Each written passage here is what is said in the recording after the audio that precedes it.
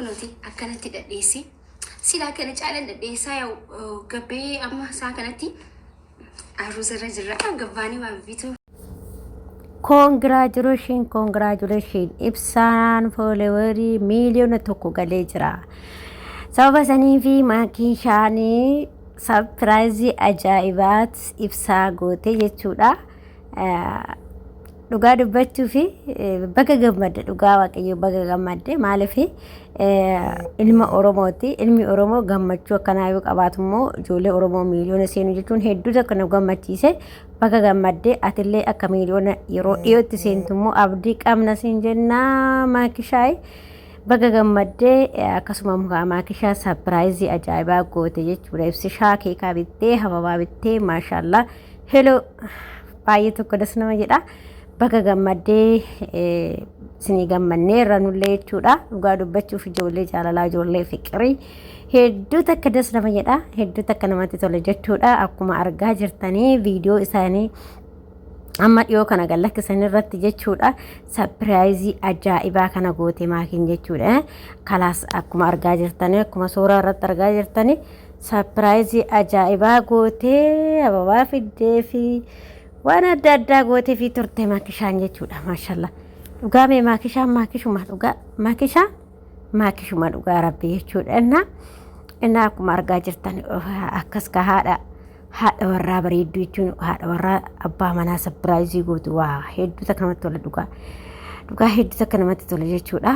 Maakishaa fi ibsishaa horaa bulaayi waaqayyoon wajji sinaa tursiisu umrii dheeraa waliin jiraadhaayi waaqayyoon umrii keessa siniif haa dheeressu waliin horaa bulaa isiniin jenna. Hamtuun jidduu keessan seenini gaariin isin darbini isiniin jenna. Dhugaa rabbii qaxaleewwan ijoollee atis immoo yeroo dhiyoo keessatti akka miliyoona seentu abdii guddaa qabna isiniin jenna. Dhugaa hedduu takka namatti tola. Akkuma viidiyoo isaanii argitan irratti viidiyoo isaanii keessatti sarpiraayizii ajaa'ibaatu ta'e wayyoo makiitoo xiqqishuma ishii biraa gabaabbatte malee maashaallah dhugaa rabbii hedduu namatti tola jechuudha. Dhugaa rabbii amma maakishaa ko caamaa ol dheeraa kaawwadhu yeroo isa faana deemte jechuudha. Maaliif xiqqishuma ishii biraa jechuudha malee akka walirraa bareedu ijoollee yoo libra ta'e jira akka walirraa bareedula hedduu takka jechuudha. Akkasii isiniin jedha. Gabaabinaaf dheerina hin madaalu jaalala.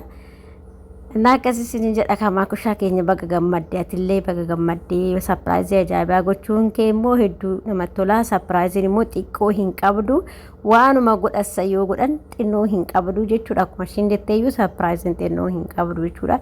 Kanaaf ijoollee fiqirii ijoollee jaalalaa jechuudha. Yeroo dheeraa dhiibatanii waliin dheebotanii lolturanii akkasitti ol arganii ani mushurraadha gadi ba'ee waan tokko bituu hin dandeenye jettee jirti ishiin illee dhugaa keetti kaa'amma yaawate mushurraadha waan tokko sammaa sirriitti gaddeemtee bituu baay'eenidha. Amma godhu bakka gaafammoo fataa jetti saniin boodammoo sarpiraayizii ajaa'ibaa goota jechuudha. Rakkoon hin jiru. Akkuma inni sarpiraayizii si gochaa ture asillee sarpiraayizii irratti jammarteerta eegalteerta hedduu takka namatti tola. Waaqayyoon umrii dheeraa isinii faa kennu waliin horaa jiraadhaayi wajjin bulaayi hamtuun jidduu keessan seenini dhugaa dubbachuu fi akkuma inni jedhuyyuu namoota baay'eedha kan cinqii baay'ee arge isaa akka isaan addaan baasuudhaaf waa hedduu gochaa turanii garuu isaan addaan bahuu hin dandeenye. Ammallee waaqayyoon addaan isin hin baasinii hamtuu jidduu keessan seenin dhugaa rabbii jechuudha. Ijoollee fiqirii ijoollee jaalalaa jechuudha. Nama hawwisiisu sin jedha. Akkasitti kaamaa kushaan har'aa sarpiraayizii ajaa'ibaa gootee akkasitti gallakkistee viidiyoo waraabdee jechuudha. Hedduu namatti tola. Bakka dubartii jechuun dubartii akkanaati. Dhiira jechuun dhiira akkanaati jechuudha. Ijoollee kanarraa waa hin barattanii amma warri dhiirotas warri shamarraniitis faaxochee illee maammadochee illee irraa baradhaa ijoollee kanarraa jechuudha. Dhugaa rabbii maaliif bakka fiqiriin isaanii namatti tola. Fiqiriin isaanii dassi nama jedha jechuudha. Nama bakka si hawwisiisa fiqiriin isaanii hinaaffaa hin qabaatan ammoo hinaaffaa miti hawwa nama hawwisiisa fiqiriin isaanii bakka osoo jaarsi akkas ta'ee jettanii hawwitanii mee ammoo warri hawwitan jirtu mee komintii irra naakaa warri hawwitan ijoollee sana jechuudha. Oduu anillee jaarsa akkana argadhe jettanii warri hawwitan komintii irra naakaa warri viidiyoo kiyya daawwattanii isiniin jedha. Nama hawwisiisu jechuudha.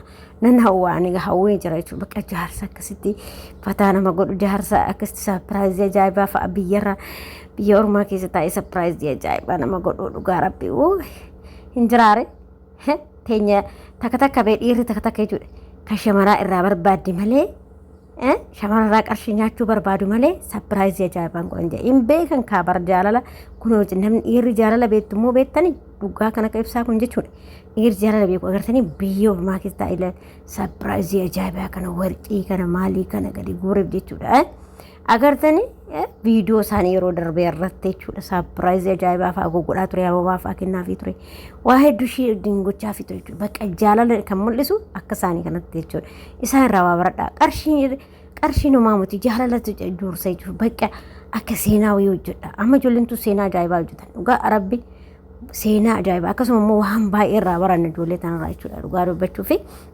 ani waan baay'ee isaa irraa baradhe dhugaa rabbi jechuudha bakka edaa namni akkasitti nama jaalatu dhiirri akkasii hin jira dhiirri akkas jaalala beeku hin jira kan jedhu iyyuu akkas na taasisee jira jechuudha dhugaa rabbi innaa waaqayyoon jaarsa akkanaan wafaa kennuu siniin jedha faaxochee kooyi warri qabdanis qabdanii warri hin qabaanne immoo jaarsa akka ibsishaa kanas ni haa kennu akkasuma immoo warri dhiirallee immoo intala qaxalee akka maakii kanas ni haa kennu jechuudha akkasii siniin jedha hordoftoota kiyya hedduu takka namatti tolu baay'ee tokko dasna jedhe jechuudha natti tole ijoolleen viidiyoon isaanii hedduu takka natti tole nan jaaladhas jechuudha viidiyoo isaanii yeroo baay'ee nan daawwadha akkasuma warroonni immoo viidiyoo isaanii daawwattaa viidiyoo keellee laayikii gochuun dagatinaa isiniin jedha warri ibsaa fi maakushaa jaalattanii baga gammadan koongiraajuleeshin jedha horaa bulaa jedha lama ta'a ciisaa sadi ta'a ka'a jedha ani akkasii horaa bulaa makii fi ibsishaa waliin horaa bulaa dhugaa waaqayyoo hamtuun jidduu keessan seeniin dhugaa akkanumatti jaalalli keessan